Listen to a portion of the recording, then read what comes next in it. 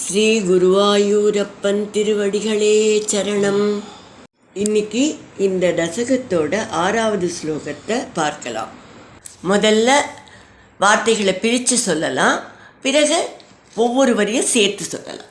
தராம் த்வதாதேஷ கரீமவாப்தாம் தராம் த்வதாதேஷ கரீமவாப்தாம் நௌரூபிணி மாருருஹுஸ்ததாதே நௌரூபிணி மாருருஹுஸ்ததாதே தத்கம்பகம்ப்ரேஷு ச தேஷு பூயः தத்கம்பகம்ப்ரேஷு ச தேஷு பூயः த்வமம்புதேராவிரபூர்மகீயான் த்வமம்புதேராவிரபூர்மகீயான் தராம் த்வதாதேஷ கரீமவாப்தாம் நௌரூபிணி மாருருஹுஸ்ததாதே தராம் த்வதாதேஷ கரீமவாப்தாம் நௌரூபிணி மாருருஹுஸ்ததாதே தத்கம்பகம்ப்ரேஷு ச தேஷு பூயः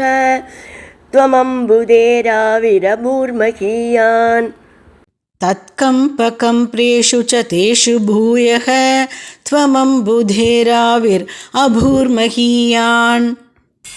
இப்போ நாம் இந்த ஸ்லோகத்தோட வார்த்தைகளை பிரித்து அர்த்தங்களை பார்க்கலாம்.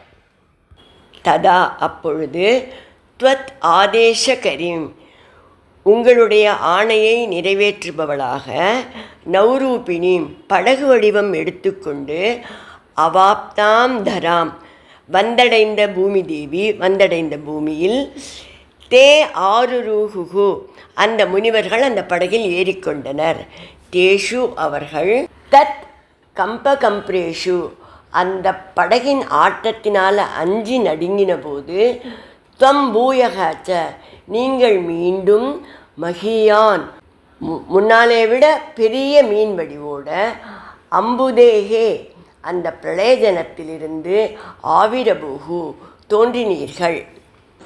இப்போ இந்த ஸ்லோகத்தை முழுவதுமாக பாராயணம் பண்ணி இதோட முழு அர்த்தத்தையும் பார்க்கலாம்.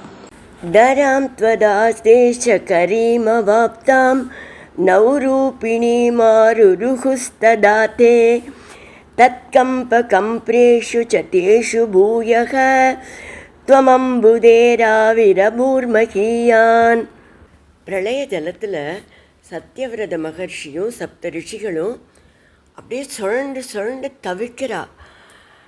என்ன செய்யறதுன்னு தெரியாமல் பகவானோட பாதத்தையே நினச்சி அவர் பாதத்தில் சரணாகதி அடைகிறார்கள். அப்போது உங்களுடைய கட்டளைப்படி பூதேவி ஒரு படகின் வடிவில் அவர்கள் இருக்கிற இடத்துக்கு வந்துட்டா. அவர்கள் எல்லாரும் அந்த படகில் ஏறிக்கொண்டார்கள்.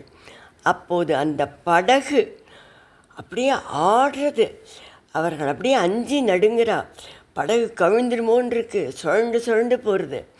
அவர்கள் அப்படியே அஞ்சி நடுங்கின்னு இருந்தபோது, நீங்கள் அந்த பிரளய ஜலத்திலிருந்து முன்பை விட பெரிய மீனாக தோன்றினீர்கள்.